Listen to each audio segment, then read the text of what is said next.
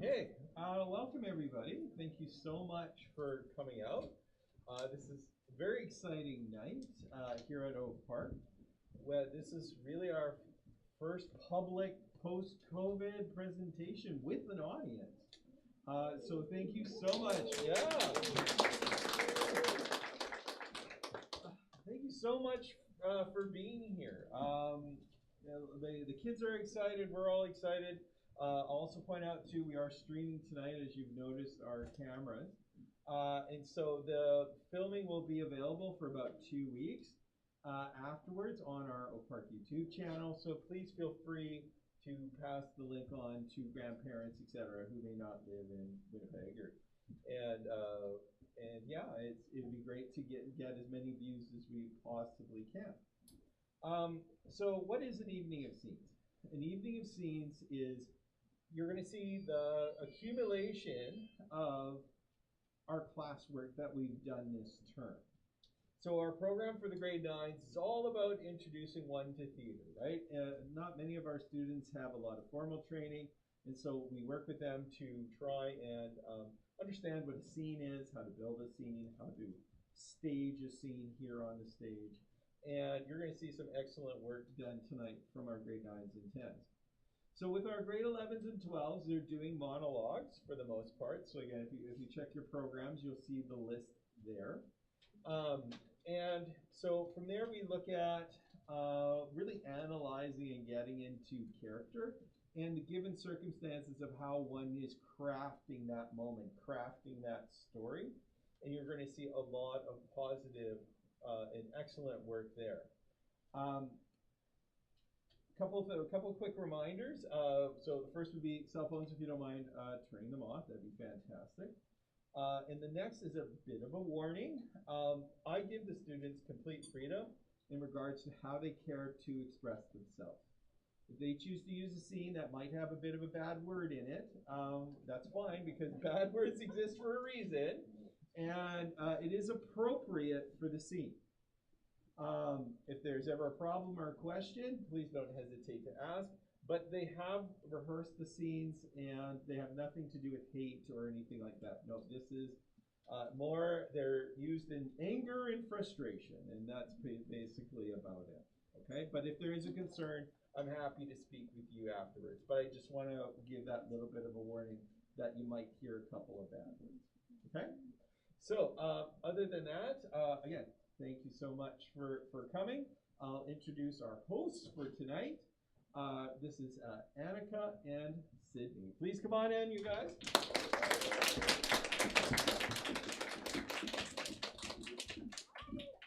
Oh my gosh. Hi, welcome to our evening of scenes. We're so excited for all of you to be here. I'm Sydney. I'm Annika. And we will be your hosts for this evening. Oh my gosh. Like Mr. A said, this is like the first evening of scenes, like kind of half post-pandemic, with an audience. That is really exciting. It's huge for us. Have you ever been to an evening of scenes? I have not. This is my first evening of scenes. That's crazy. All right. Our first groups will be the grade 9s and 10s, like Mr. Alexander said, and they will be performing scenes. We will have Toy Story with Marie and Chase, Car Reservation with Justina, Sarah, and Nevaeh, and The Office with Liam, Addie, and Marcus. Please welcome our very first performers to the stage. Woo.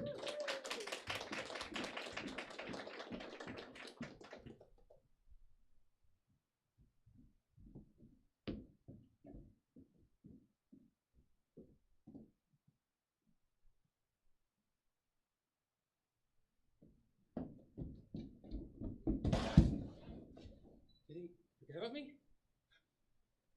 I'm a lost boy. I'm a lost boy.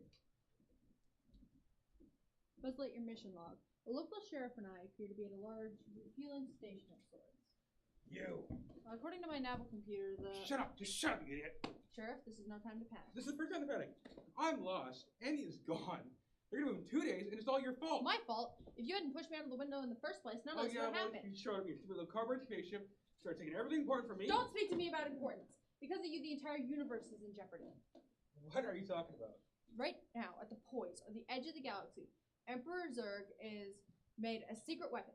and with the secretive capacity to annihilate an entire planet. I alone have the information that can save us, and you, my friend, are responsible for ruining my rendezvous with Star Command.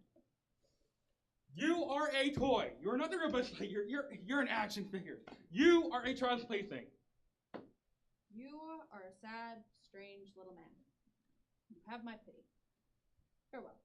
Yo, good riddance, you loony. Want to be a Star Command?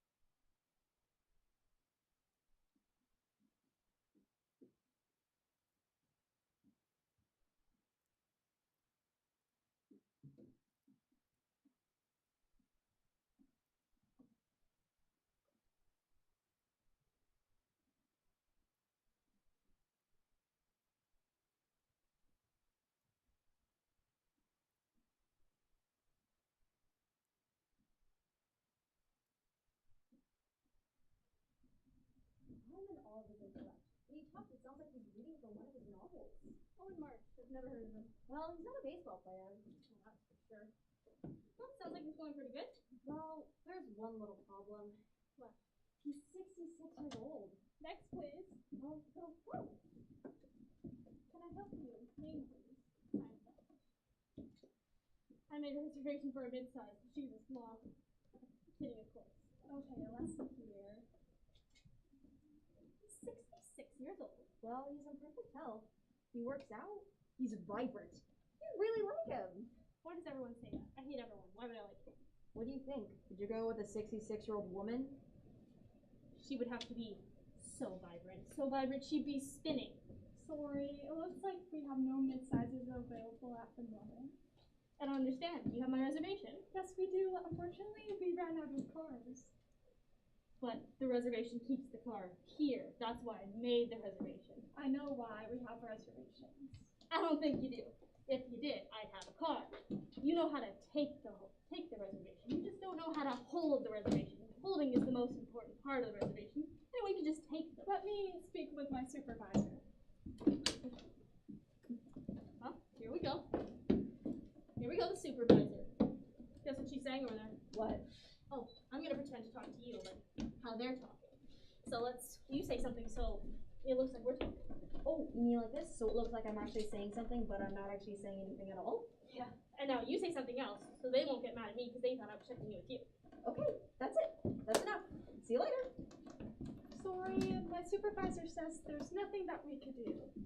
It looked like you were having a real conversation over there. But we do have a compact if you would like that.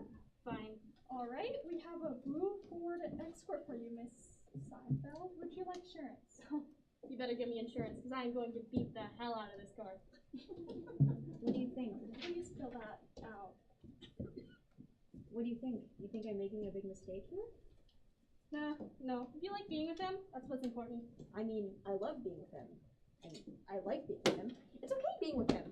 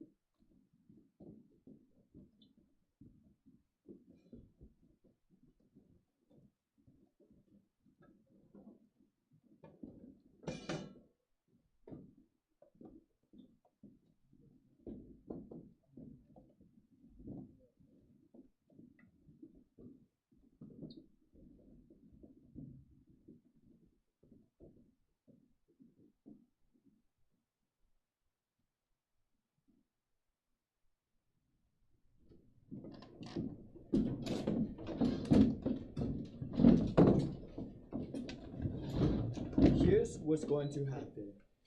Oh, sorry. Can I restart that? Yeah.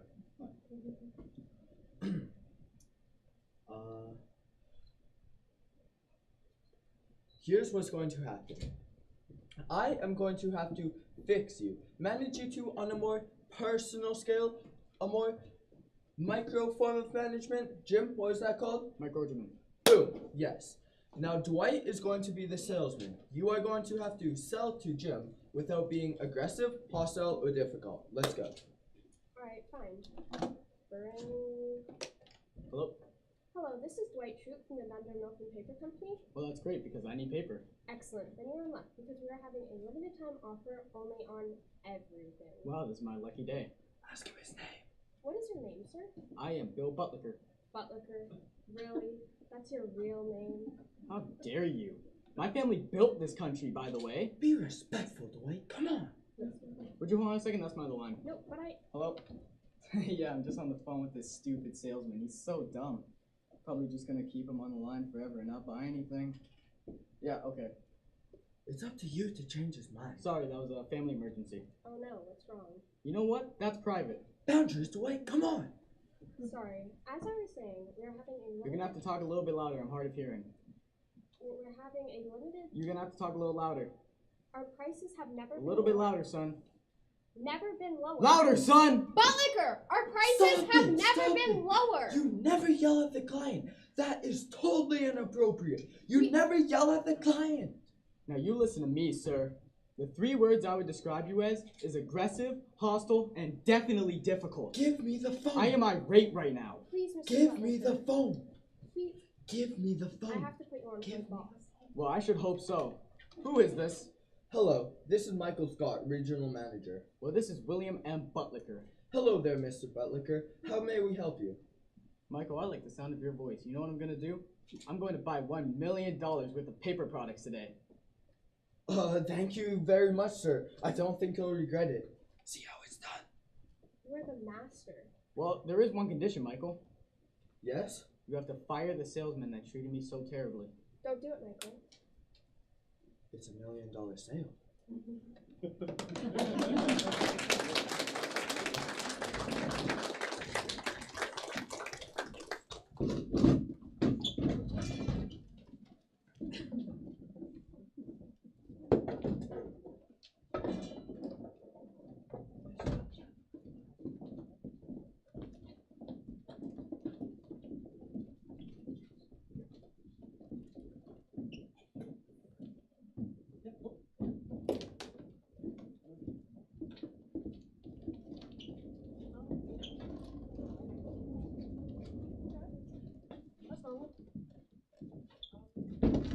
Well, those are some great performances.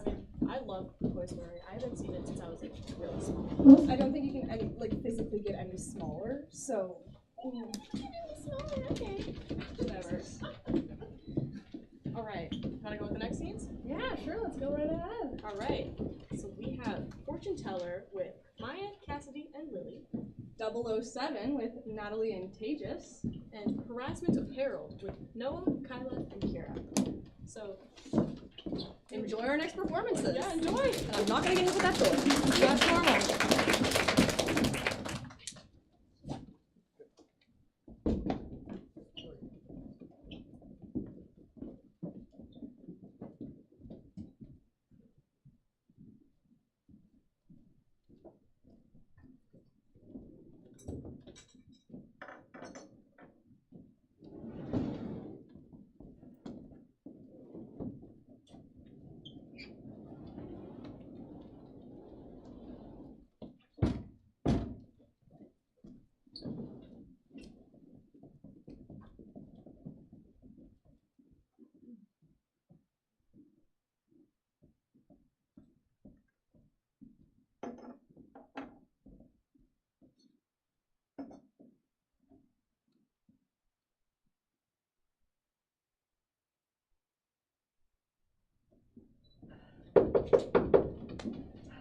I was almost fired yesterday. Again? I know, my boss is so strict. Oh my god, Greg. I know. What's taking so long? Seriously, what?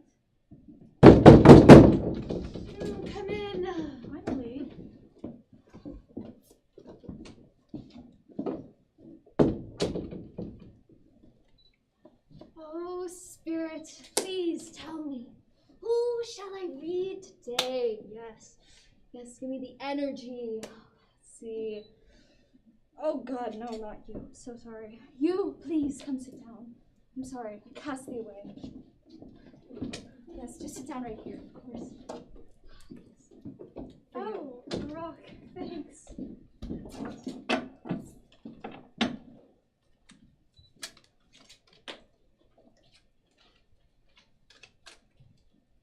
Please, tap these cards, Allison. Wait, how'd you know my name? Thank you.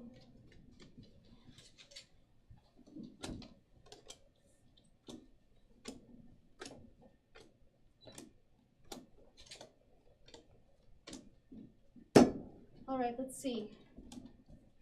Oh, yes, I get it. I see. You're having troubles at work? No shit. There's a man there. He wants to. He seems threatened by you? Try a dozen. Yes, of course. Oh my! Wow! Looks like there's another man there. He wants a relationship with you. Yes. His name? Let me see. It starts with. What does it start with? A W? How did you know that? Will, was it? How the hell did you know that? Were you spying on me or something? Spying? Oh, no. I don't even know who you are. I don't even know who I am. I'm 19 years sober, if you don't count the weed. The weed? Cut the goddamn shit, alright? Do you want to know how to connect with men or not? Not really. I can help you open your inner portal. Yes. So let's just have some tea. I don't really like tea. More of a coffee person, so I'm good. No, you must. A baby guru. So good. Come on, take a sip.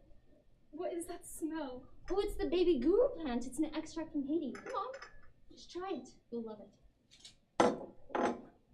Yes, that's it. That's it. Relax. Feel yourself breathing in. You are both yin and yang. What are you saying? You are both male and female. What's happening to me? Yes, that's it. Yes, keep doing that. I can see everything. Tell me, what exactly do you see? I can see the truth. Oh my god. Oh, wonderful. Thank you so much. We're soulmates. I knew it. Oh Yes, my of god. course. Bring your friends. Sucker.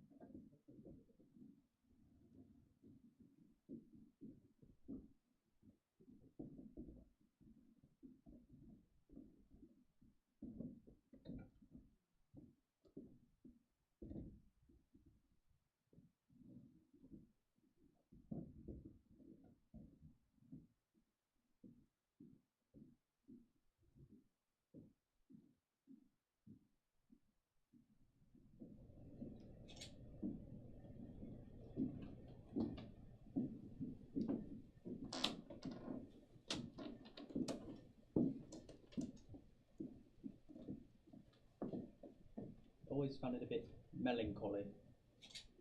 Painting of a grand old warship being enormously hauled away to scrap. Inability of time, don't you think? What do you see? That's a big ship. Excuse me.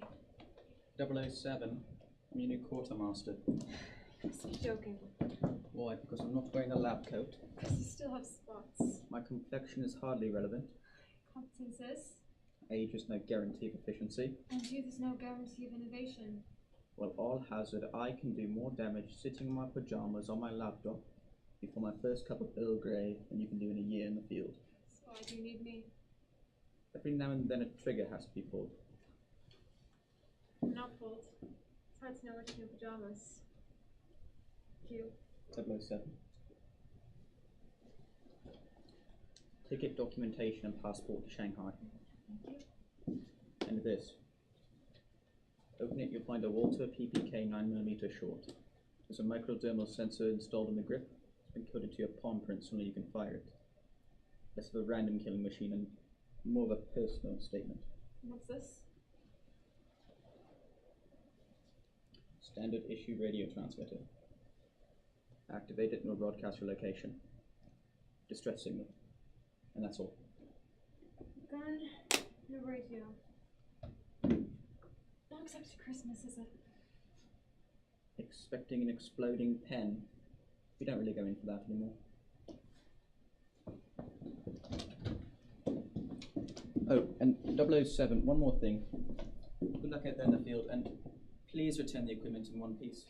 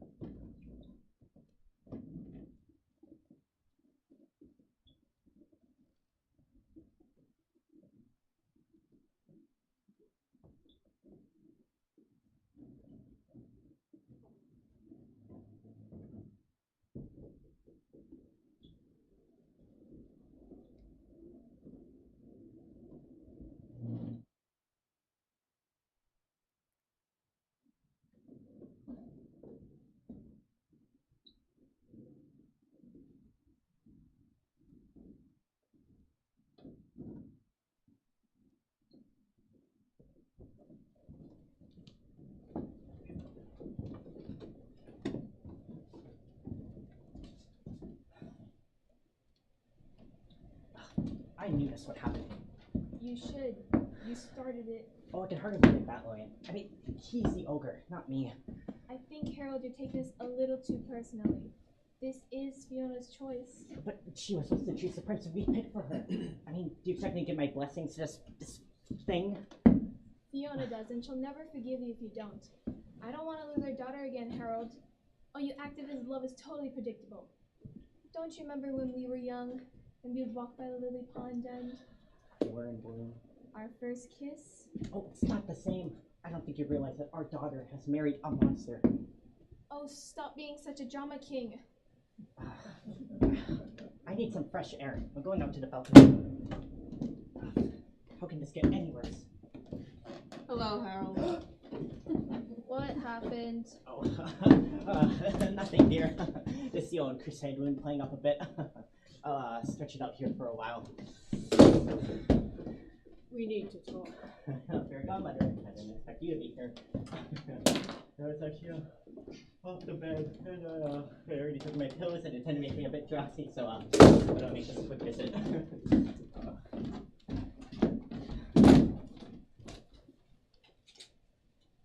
So, what's new?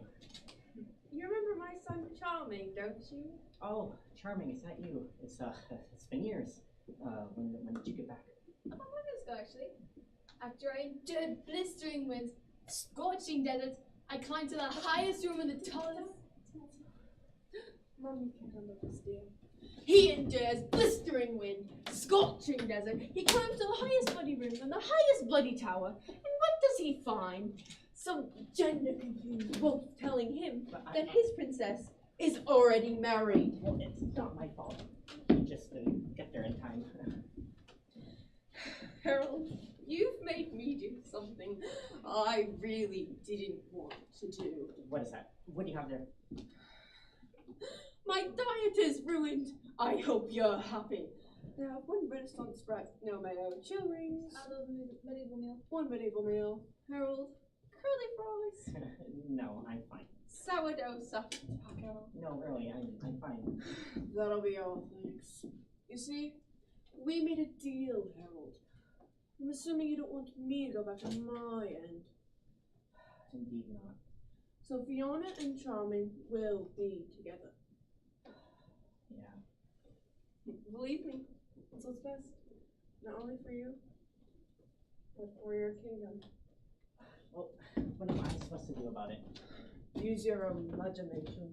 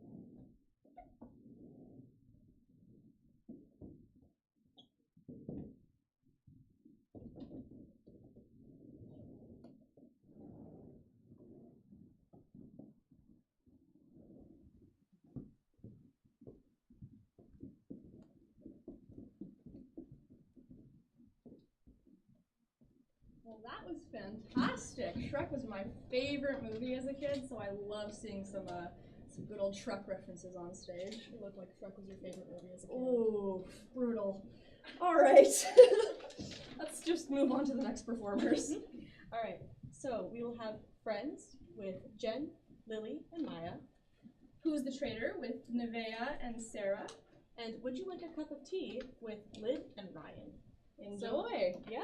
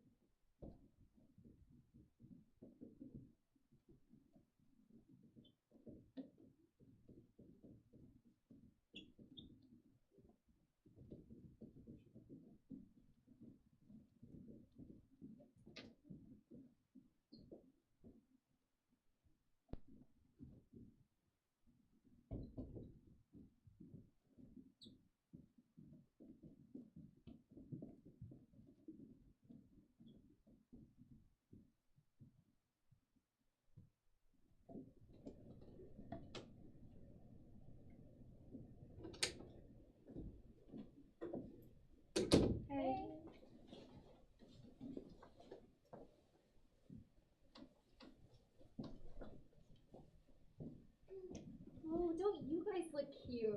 You guys would make such a cute couple. Monica, what are you doing? Oh, nothing. I'm just trying to recreate some of the fun we had at my place the other day. Remember when you picked Rachel over me? That was so funny.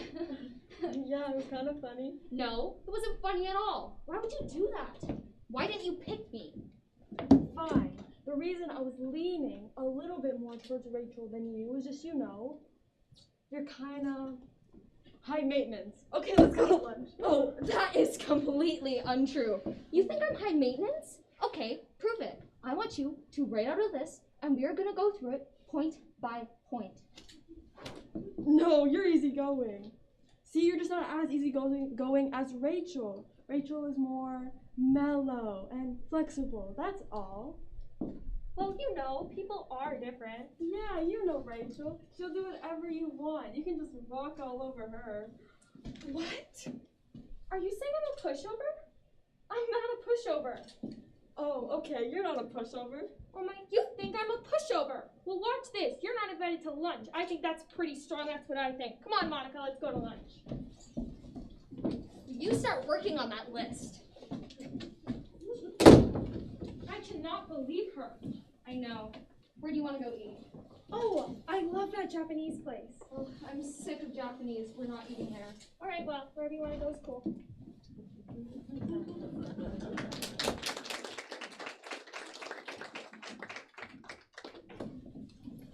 Phoebe, I'd like to talk to you for a second. So maybe I'm a little high maintenance, and maybe Rachel's a bit of a pushover. But you know, we decided you are. Yes, and we're very sorry to tell you this, but you, Phoebe, are flaky. Ha! Yeah, I guess I am flaky. So what? You're just okay with being flaky? Yep. Okay, well then I'm okay with being high maintenance. I'm okay with being a pushover. Oh, that's great. Good for you guys. I'm not high maintenance. I am not a pushover. Who said you were? You did! I'm flaky. I'll say anything.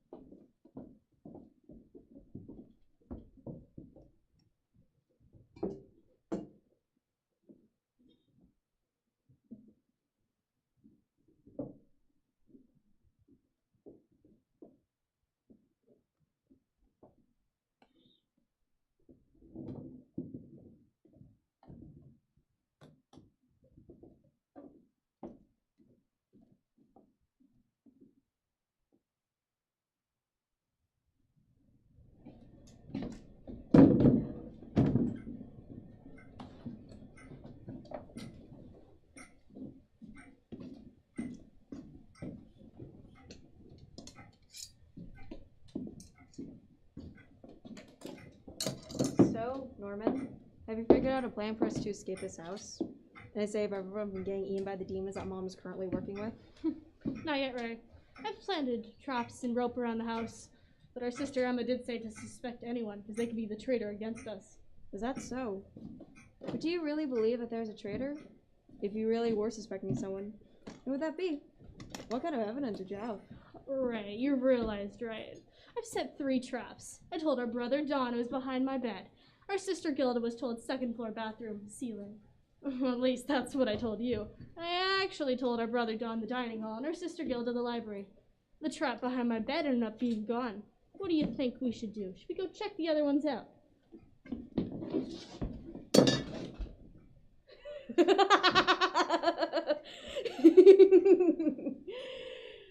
Oh man, and here I thought I was doing so well. Yeah, you're right. I'm the one who's been spying for Mom. So what gave it away? It was when Sister Crone first came to our house. I was disgusted with myself. I suspected you instantly. My own friend. That was really worst case scenario. It's really horrible for our team, but you being the traitor was the most possible answer. You can provide input with our plans while keeping the situation under control. Can't get anything past you. How embarrassing. I walked right into your little trap. There's one more thing. You see, I doubt Mom would be so trusting if some of us started giving her tips. How long have you been Mom's little spy? For a while now. I can't remember when I wasn't her spy. Guess you could say that I'm a sheepdog for Shepherd. You knew all about this and helped Mom out anyway? Yeah. All the planning, all of our talks, it was just a series of lies. Can trackers even be broken? What are you gonna do with that info? Gonna ditch me based on your answer? No, I won't. I want you to stay close, like you always have been. Isn't it great, Ray? You get to fix your mistake.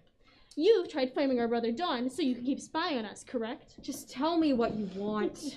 3 things. 1, I want you to stay close and guarantee our safety. 2, I want you to tell me all the information you have. And 3, I want you to flip to our side. Wait, what? And become a traitor for our team instead.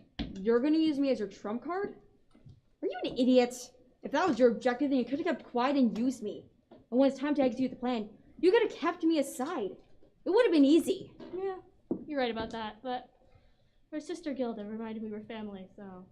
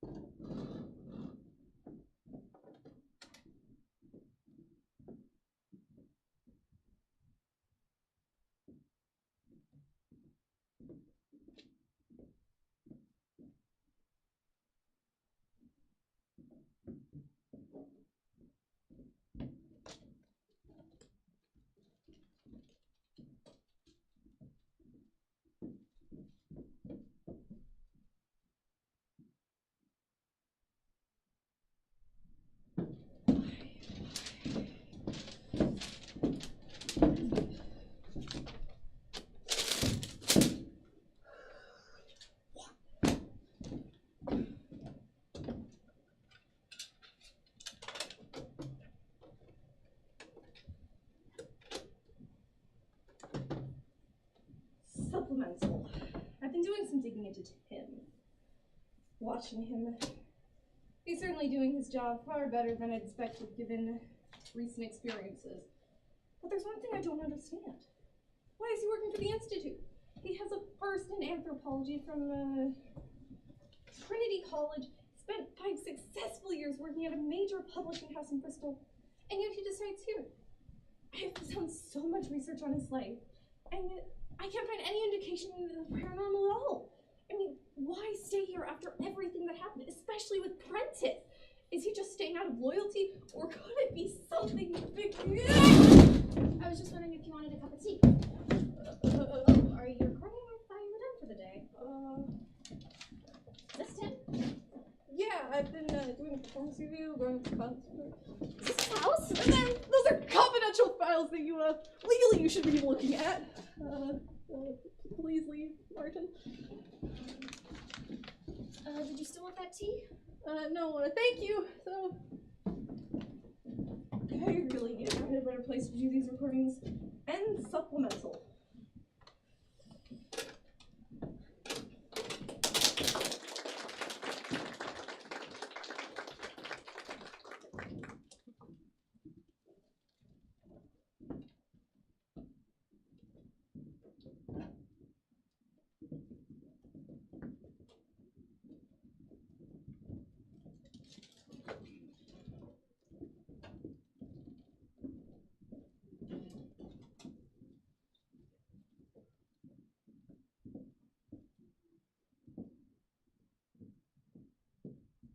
Alright, so that concludes our grade 9 and 10 performances, and what a way to go out with that tremendous fall.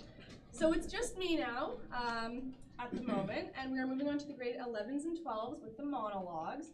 So first up will be Epitaph with Vanessa. I guess I'm gonna be Sid now as well. Next will be Mean Girls with Raquel. Then we'll have Night One with Sydney. And finally, Ghost by Alex. Welcome to the stage.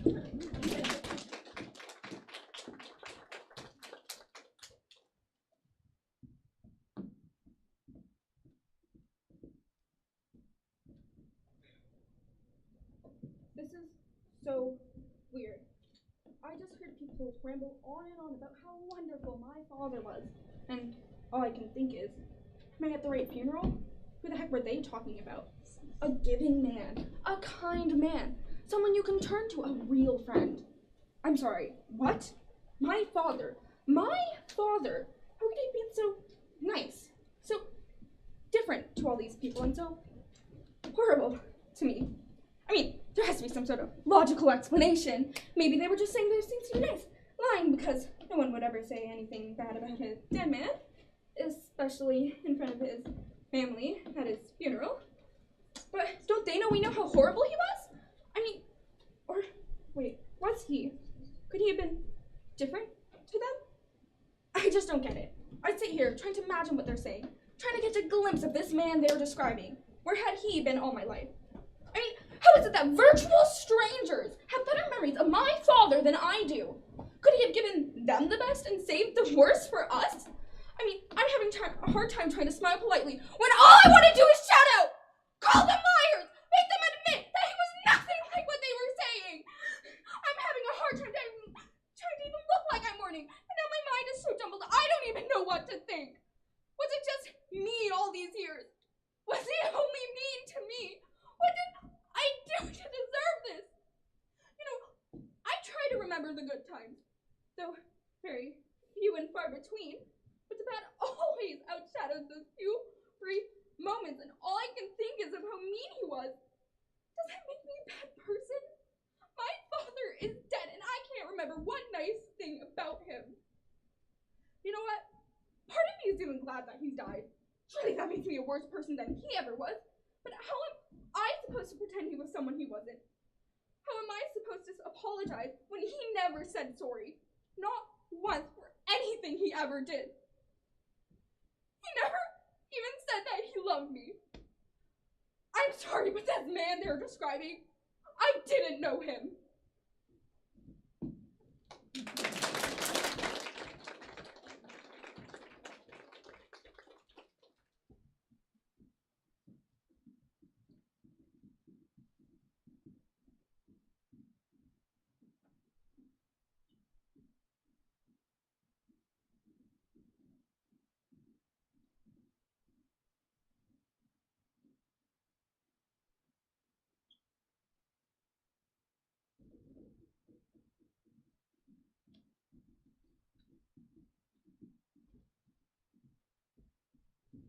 We only wear jeans or track pants on Thursdays. You can't wear a tank top 2 days in a row, and you can only wear your hair in a ponytail once a week. So I guess you picked today. And if you break any of these rules, then you can't sit with us at lunch. I mean, not just you, any of us. Like if I was wearing jeans today, I would have to be sitting over there with the art freaks. We always have to vote before we ask somebody to eat lunch with us, because you have to be considerate of the rest of the group. I mean, you wouldn't buy a skirt without asking your friend if it looks good on you. It's the same with guys. You may think you like someone, but you could be wrong.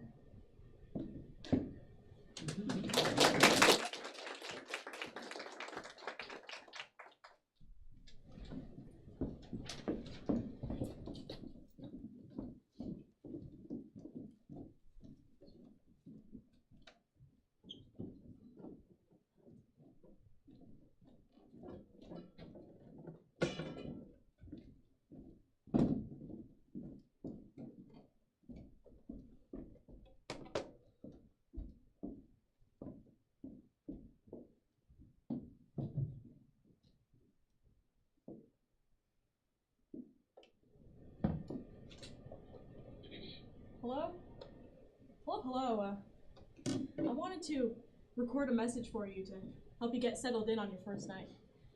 I actually worked in that office before you, and finishing up my last week now, as a matter of fact, so. I know it can be a bit overwhelming, but I'm here to tell you there's nothing to worry about. You'll do fine.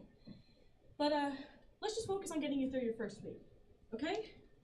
So first there's this introductory greeting that I'm supposed to read from the company. It's kind of a legal thing, you know, so.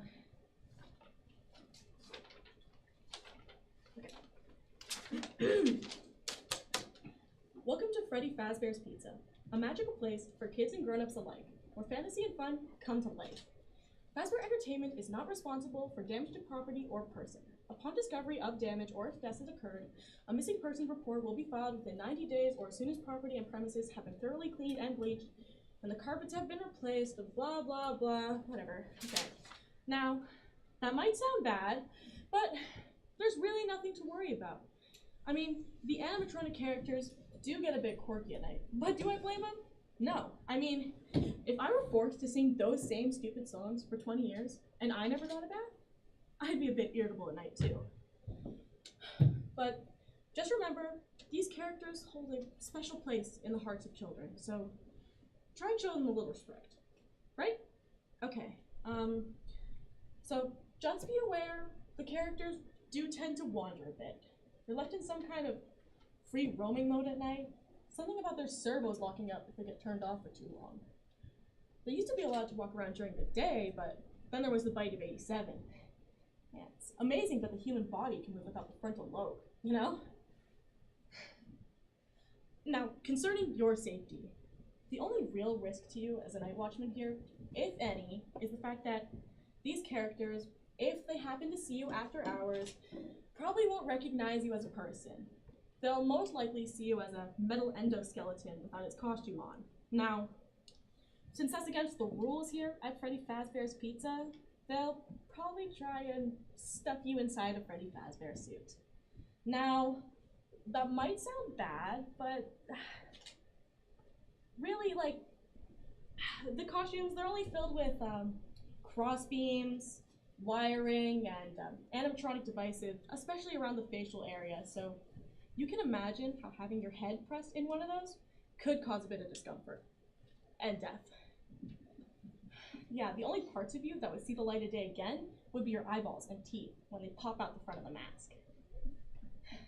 Yeah, they don't tell you these things when you sign up. But hey, first day should be a breeze. Listen, I'll chat with you tomorrow. Remember, check those cameras and close the doors only if absolutely necessary. You have to conserve your power, all right? Good night.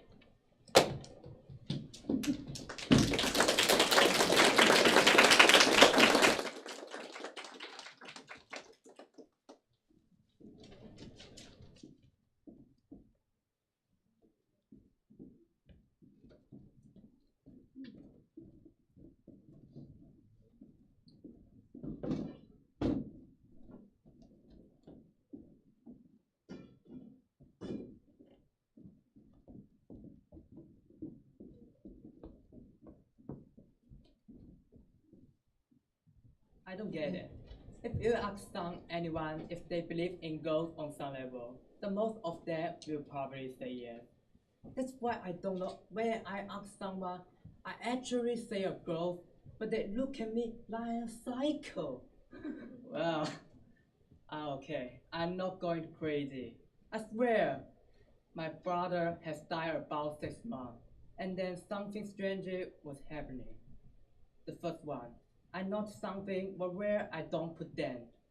It's good, I guess. My brother wants to get my attention. He has to tell me something.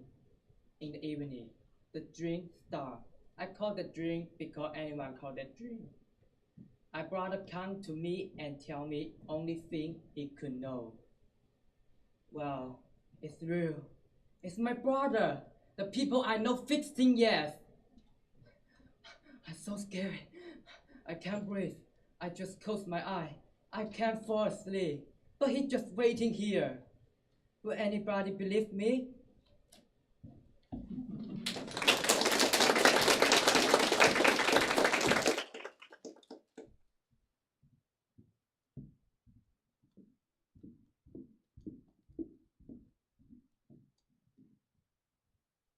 All right, just me again. But that was some really great performances, and that sounds a little bit horrifying, what happens at Freddy Fazbear's Pizza, but you know, we'll just move on. So, next we have What Happened to Us by Zara, Bad Doctor by Sarah, and Pet Frog by Julia. Enjoy.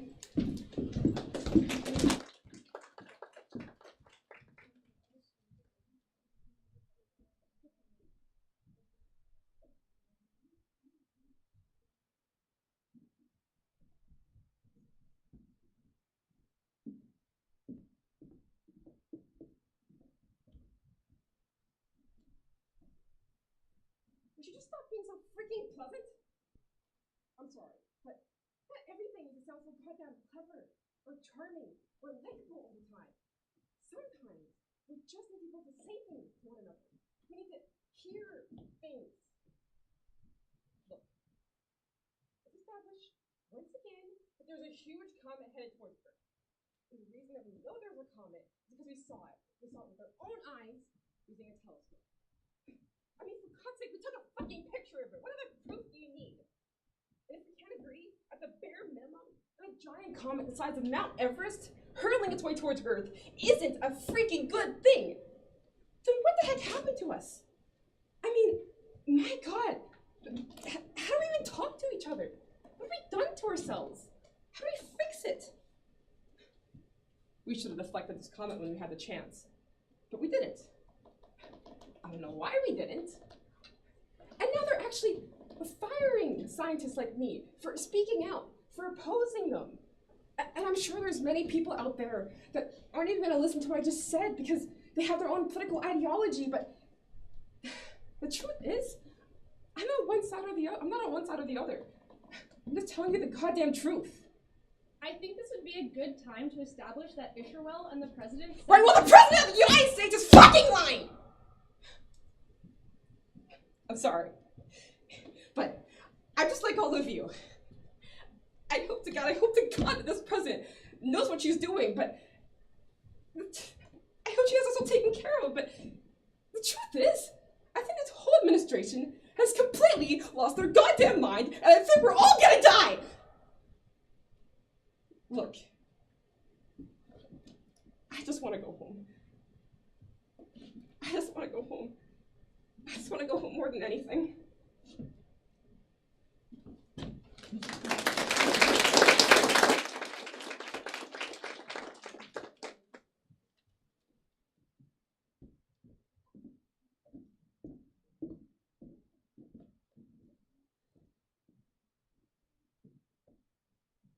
Want to know something?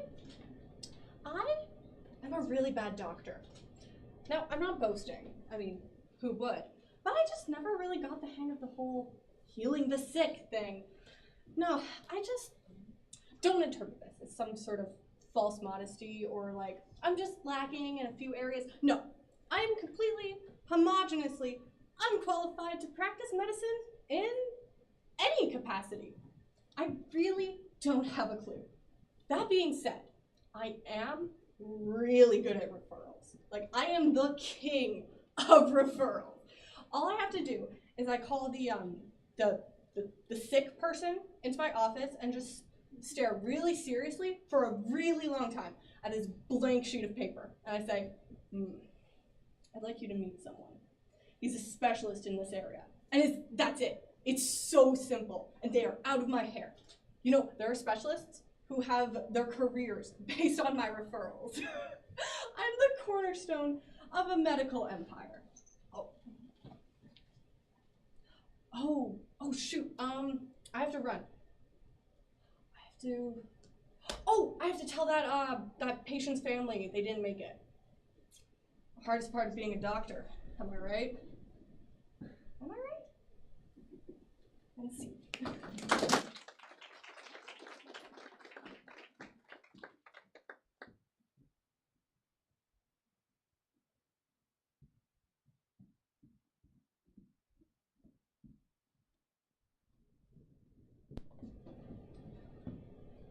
I've never thought of myself as an animal rights activist.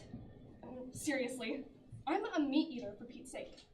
So I'm sure it's hard for my teacher to understand why I'm acting this way. I mean, it's hard for me to understand. All I know is that when I looked into Freddy's little beady eyes, there was just no way I could cut him up.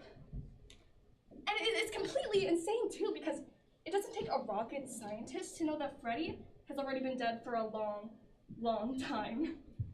Preserved until just this moment by that smelly, murky liquid he's been floating around in.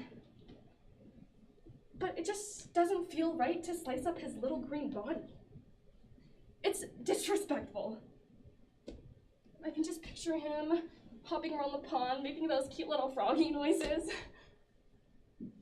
What'd they even do? Snatch him up in the middle of the night? Did they kill him right away, or did they feed him flies until he got big and fat, and then send a little froggy hitman? How could I cut open his body, dig around in his insides, all in the name of science? I mean, I don't plan on being a scientist or a vet. So why do I care what froggy parts look like? How is that ever gonna help me in my life? So why should I treat Freddy's body like a piece of meat? Oh, God. He's staring at me. I can't cut him up.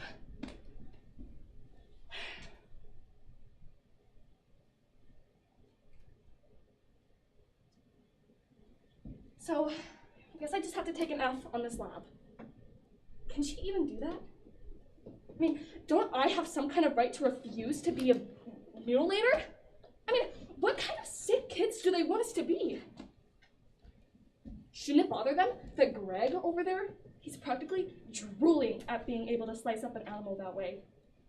That is way more disrespectful than me refusing to do it. You know what? I'll take that F. Thank you very much. An F for Freddy.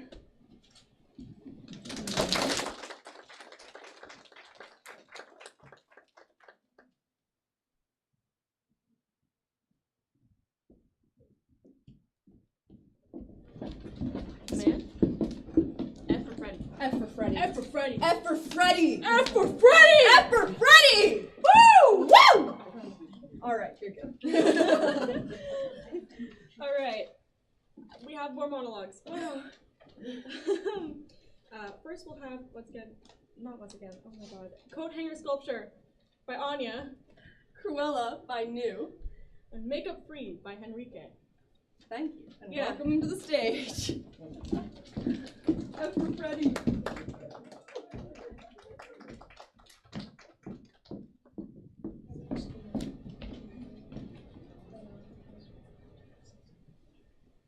A C? A C? How could anyone get a C on a coat hanger sculpture? May I ask a question? Was I judged on my sculpture itself?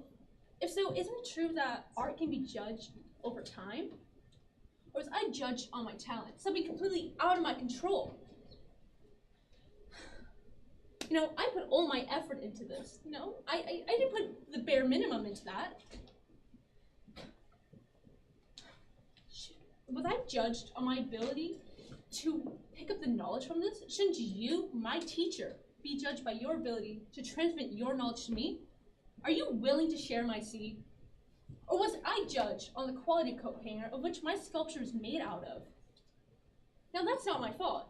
Wouldn't that be the fault of the dry cleaning establishment that returns our garments? Isn't that the responsibility of my parents? Shouldn't they share my seed?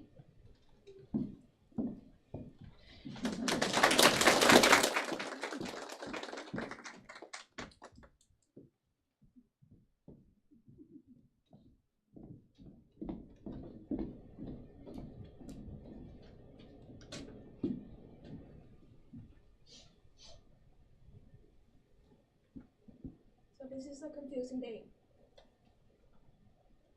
My nemesis is my real mother.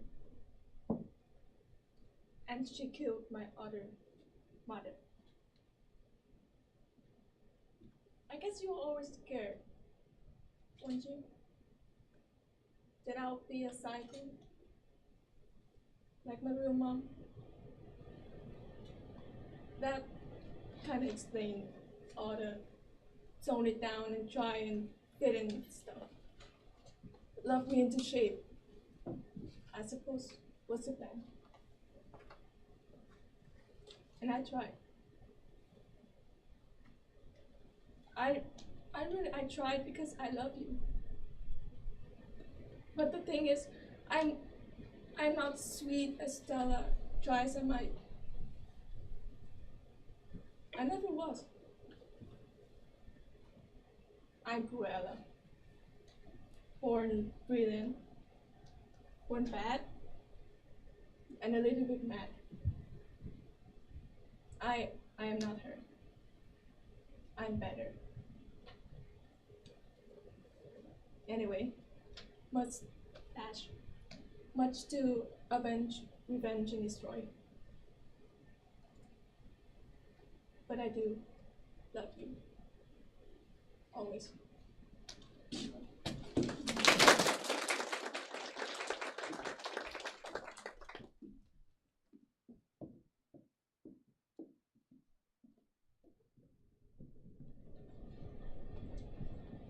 My friends say I'm weird.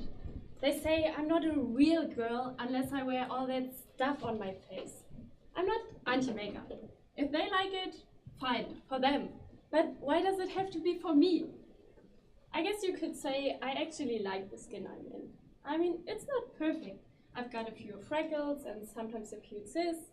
Who doesn't? But why do I have to hide them under a pile of concealer? And get a clue, girl.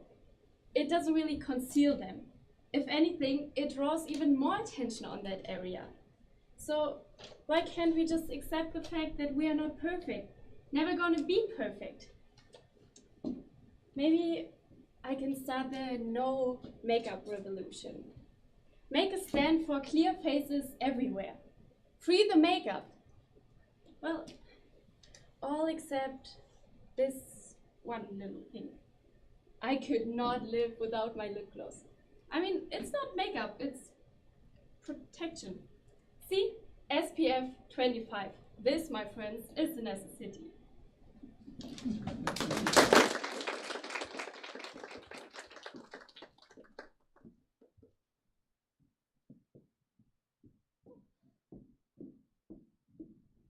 Okay. Hi. It's just me. I like the makeup monologue. I'm not gonna lie. I like that makeup monologue a lot. Like, especially the lip gloss thing. Like, I'm guilty of that. So next up we'll have Debbie's monologue done by Annika. I'll play Annika real quick. Pet Frog done by Marie, and Betrayal done by Leandro. So, yeah, here they go.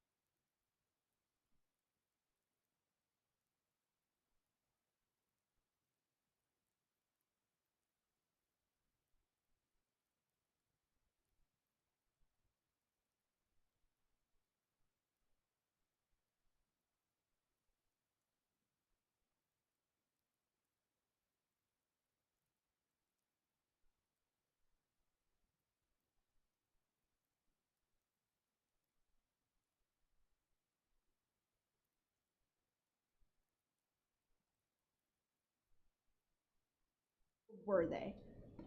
All I ever wanted was a ballerina Barbie in her pretty pink tutu. My birthday. I was 10. And what did they get me? Malibu Barbie. That's not what I wanted. That's not who I was. I was a ballerina, graceful, delicate. They had to go. My first husband, the heart surgeon. All day long, coronaries, transplants. Sorry about dinner, Deb. The Pope had a cold. My second husband, the senator. He loved his state. He loved his country. Sorry, Deb. No new Mercedes this year. We have to set an example. Oh yeah, set this. My latest husband.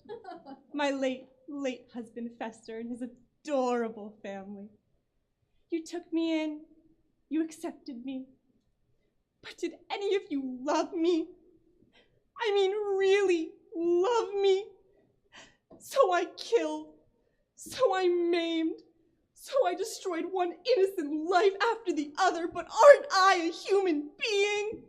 Don't I yearn and ache and shop? Don't I deserve love and jewelry?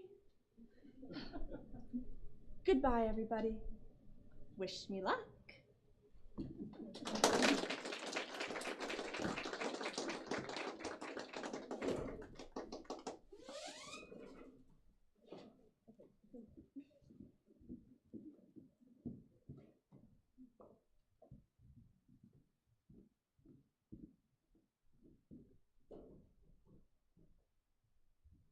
I've never thought of myself as an animal rights activist. Seriously, I'm a meat eater for peak's sake. So I'm sure it's hard for my teacher to understand why I'm acting this way. It's hard for me to understand. All I know is when I look in Freddy's little bitty eyes, there's no way I could slice him up. It's completely insane too, because it doesn't take a rocket science to know that Freddy's already been dead for a long, long time, preserved until just this moment by its murky liquid he's been floating around in. But I just can't slice up his little green body. It's disrespectful. I can just picture him hopping around the pond, making these little cute froggy noises. But there's no way I could kill him. How can I slice up his body, dig around in his inside, all in the name of science? I don't plan to be a science or rat, so why should I treat his body like a piece of meat? I can't do this, so now I have to take an F slip. Can't you do this? Don't I have some kind of rights? Refusing to being a motivator? What kind of sick kids do they want us to be? Shouldn't bother them that Greg over there is practically drawling about being able to slice up an animal that way? That's way more disturbing than me refusing to do that. So I will take an F. Thank you very much. An F for Freddy.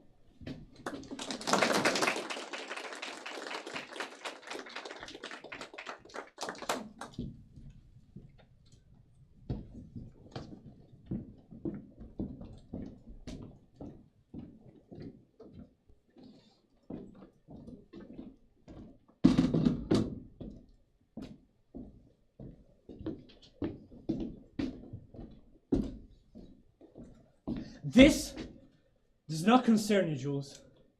It does not. And why would you say anything?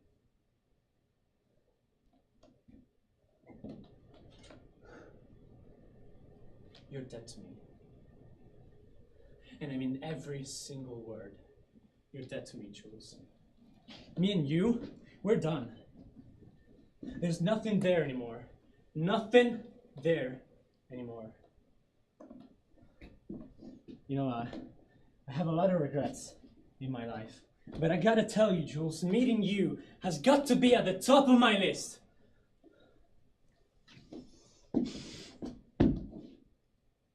Oh, now you wanna cry. Now you wanna cry. You're a fucking vampire.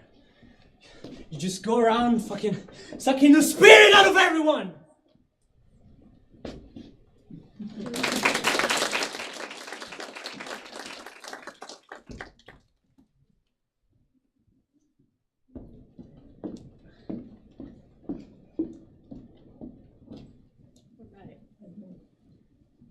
Not really sure where Annika went.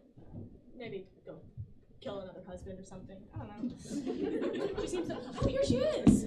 I have never put a corset on so fast in my entire life. Go kill a man? Yeah, about 3. Nice. Good. All right. So, next up, we have Gone by Nicole Ladley. Born Bad by Sarah. And It's Not My Fault by Hunter. Enjoy. Enjoy!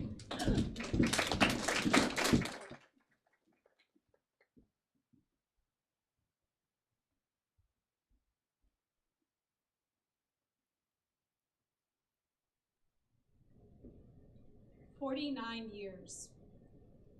We were together for 49 years. You can't know. You can't begin to imagine the bond, the commitment, the yearning, the boredom, the laughter, the love, the fucking love. You just cannot know. Everything we sacrificed. The years I gave him, the years he gave me. Did you think to ask? Did it occur to you to ask? We had a daughter, Allison. always beautiful, always difficult, died at age 39, bless her heart, and Richard and I, we felt that heartbreak as one. You think you're the only person who's ever suffered? Go fuck yourself. You know what he said to me when he was dying, when the doctors gave him this opportunity to pass on, pass through, spend eternity in this goddamn graveyard you're so in love with? He said, how can I? When she missed out, how can I? So he left. And you know, I wish I could believe that he's with her now, that they're together, but I don't. They're gone. Like you said, gone. You know, I pitied you. And that's the truth. I pitied you. But now you give me this sales pitch of how goddamn peachy forever can be? You want to spend somewhere nothing matters? And live like Wes and all those lost flocks of the quagmire trying anything just to feel something? Then go ahead. I'm out. I'm gone.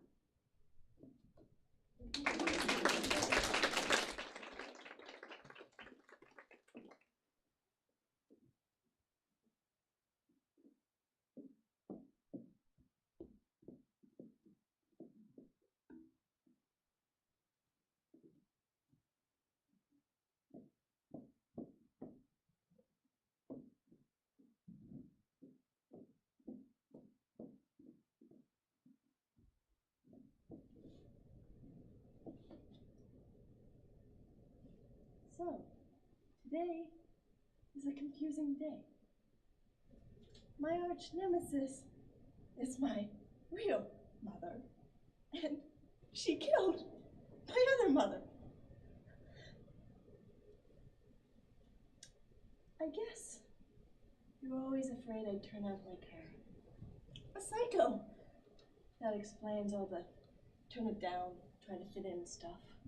Love me into shape, I guess, was the plan. And I tried. I really tried. I tried to be the sweet girl you insisted I was because I truly believed you were right and the world was wrong. I tried because I loved you. But I'm not sweet Estella. Try as I might. I never was. I'm Cruella. Born brilliant. Born bad. And a little bit mad. And I'm not like her. I'm better. Anyways, mustache. Must to avenge, revenge, and destroy. But I do love you. Always.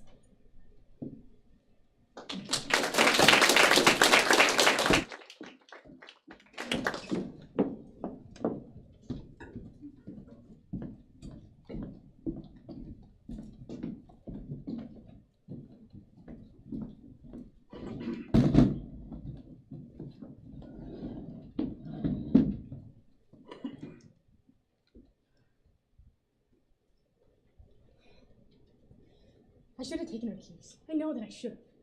But I wasn't exactly thinking clearly either. It's a miracle that I made it home alive, considering how bad off I was. So why is everyone pinning this on me? They look at me like I'm some kind of murderer. What if it had been me? Who would they be blaming now? I mean, is it really my fault that I was the last one who saw her? There are plenty of kids who saw her staggering around that party. Why didn't they do anything? Her parents think that I'm the one to blame. But what about the rest of the party? Or better yet, what about Jenna? She's the one who wrapped herself around that tree. She's the one who decided to drive when she could barely walk to her car. All I did was head out at the same time, talk to her like a little bit, and then leave. So why am I suddenly her keeper? I mean, I barely even knew her. Who was I to tell her what she could and couldn't do? It's not to say that I don't feel bad, because I do. She died. It's horrible. But I'm tired of everyone making me feel guilty. Everyone makes mistakes, but this one was hers, not mine. I heard her parents want to press charges. Can they do that? I wasn't the one who crashed her car into that tree. I wasn't even anywhere near the car. Why aren't they blaming Chad? He's the one who had the party in the first place. The person who brought the beer. You know what, they're probably gonna end up suing everybody. Just because they don't want to blame their precious little daughter. And you know, it's easy for everyone to point the finger at me, but I didn't do it. It's not my fault.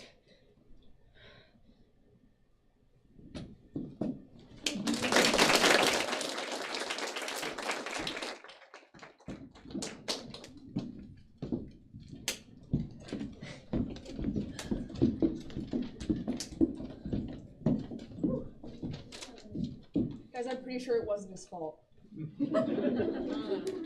No, can't be too sure though. So that was the grade 11, 12 monologues, and now we have a couple of monologues and performances from Theater Practical Code. Yeah. So first is Hide and Seek by Lid. Second is Gothic by Vanessa, which only felt right for me to say. And last will be Recipe for Disaster by Avery, Naomi, and Rafa. Enjoy our final performances of the show.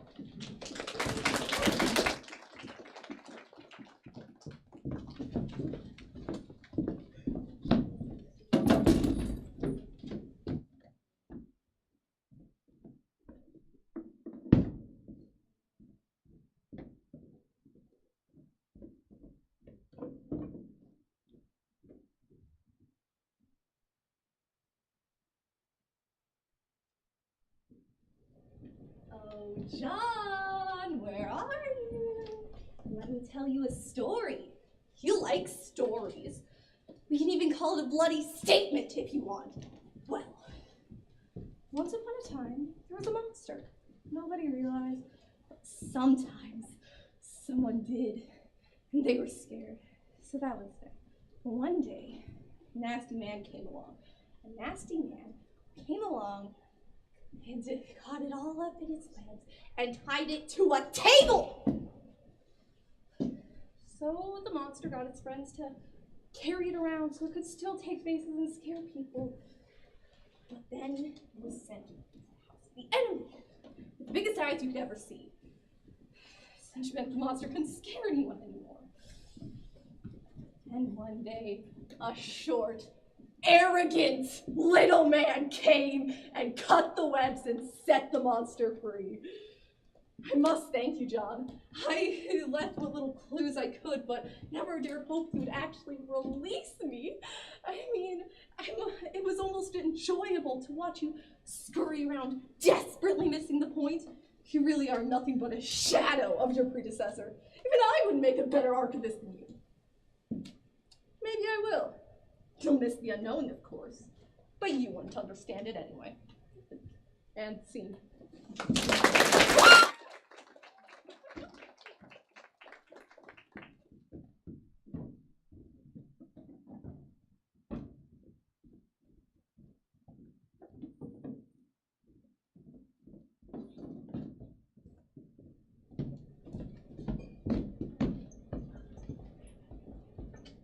I wish everyone would stop staring at me. They stand there, gawking with their mouths hanging open. They don't even try to hide it. They'll be laughing and talking 1 minute, and the second they all see me, everyone stops and stares. They nudge each other as we walk by, and when my back is turned, the whispering and laughing starts. Nobody sits with me in class. It's like they think being different is contagious, but I don't care. I like being alone. I know I don't fit in, but who'd want to? They're so afraid of doing something that someone won't like wearing the wrong pants or shirt, or, God forbid, wearing something without a logo. I mean, I know I like to wear black, but I'm not evil. It's not a sin to dress this way. They can dress the way they want, but I can't. They can have 4 holes in one ear, but I'm disgusting for having a couple in my nose. They can tip their black hair blonde, but I'm a freak for having pink hair. And so what if I like to wear a collar? That apparently makes me a dog? What does that make them in their look-alike designer clothes? Clones? I mean, I just don't see why people can't be who they want to be without being judged or condemned. You know, when something bad happens, I'm always the first one questioned. The finger's always pointed at me. You know, I've been suspended 3 times this year already, and I haven't even done the first thing. I guess that's the price I pay for daring to be different, daring to stand out from the crowd of mindless people surrounding me. So you know what? Let them laugh. Let them whisper. I don't care. I'm fine. Just the way I am.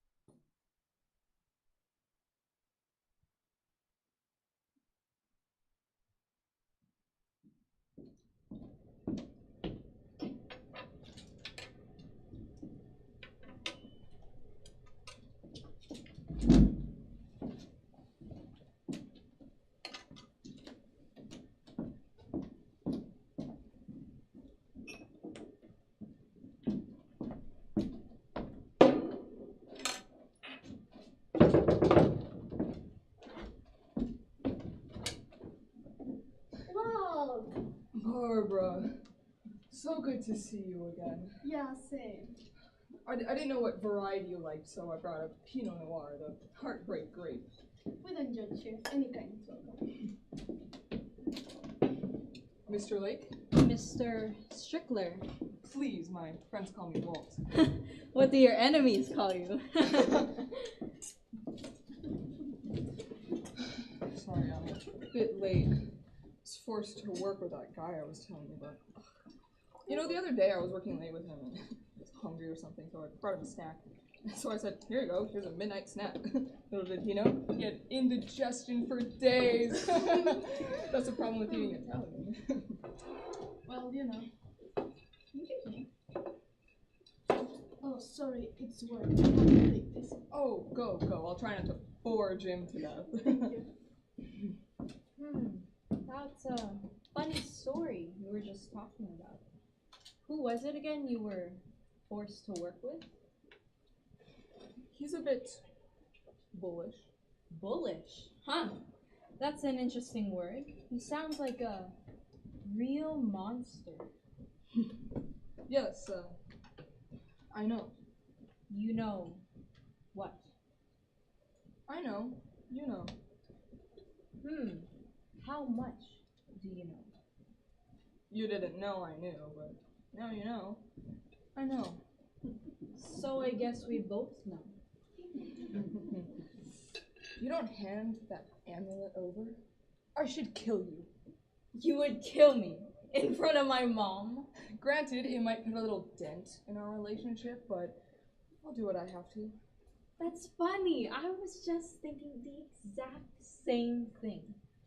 How about you tell me where the bridge is, and I'll leave your head attached to your body. Seems we each have something the other wants. You boys want something while I'm up? Oh, a sharp knife for the steak. Well, me too. Sharper the better. Here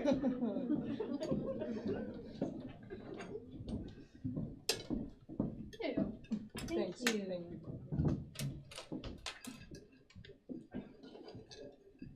Barbara, I have to say, this is delicious. Well, don't give me the credit. Jim made it. Oh, Jim! Honestly, it's so good. It reminds me of when we went to the steakhouse. Remember The that? steakhouse. I love that one. Oh, it was so good. And might I say, you look gorgeous. Absolutely beautiful. You know. I am stuffed. I can hardly move.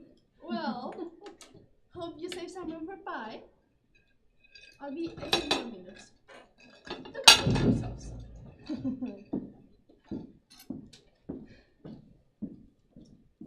Give me the amulet.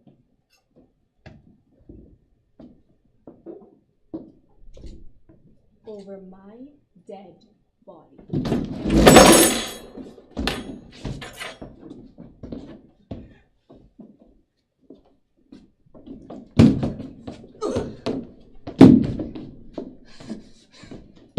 Enough! If you don't give me that amulet, I'll kill you.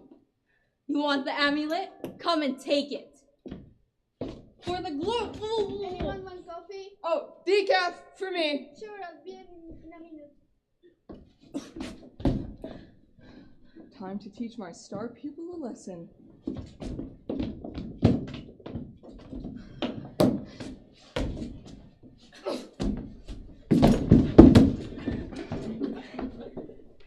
Ugh, my arm! Where is the bridge? I'll never tell you! Where is the bridge? Who's ready for pie? Oh, where did I put that contact lens? Oh, I think I saw it under your chair, maybe. Oh, right. Thank you. I didn't know you wore contacts. There's a lot you don't know about me, Barbara. Well, you ready for pie? I'm afraid I have to go. Well, at least take some. Oh, no, the recipe would suffice. Oh, come on. No, we insist. Thank you for coming. coming, Walt. It was so good to have you. Please come again. I will. Good night. That went well, right? Honestly, he seemed kind of two-faced to me. Two-faced? It seemed like you guys were getting along just fine. He is not the guy he says he is. Honey, I know this might be hard for you. Mom, I don't want you to see him again. Yeah, I really expected more from you.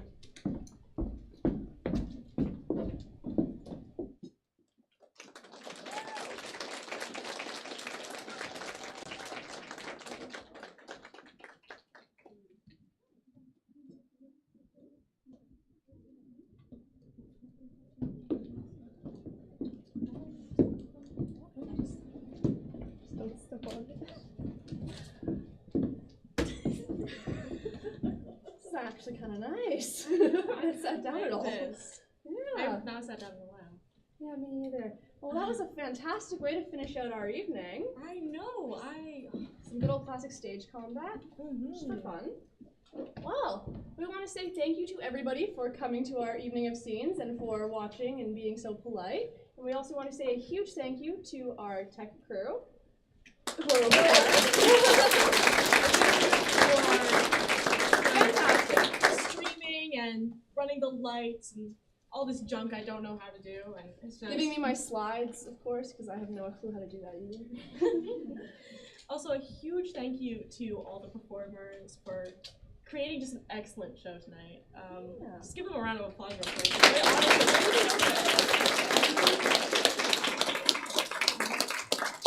And then a huge thank you to Miss Jones for helping put this all together. Another round of applause.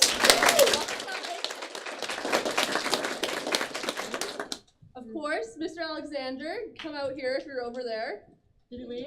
Yeah, he left. Mr. Alexander, get over here. Get out. Get over here.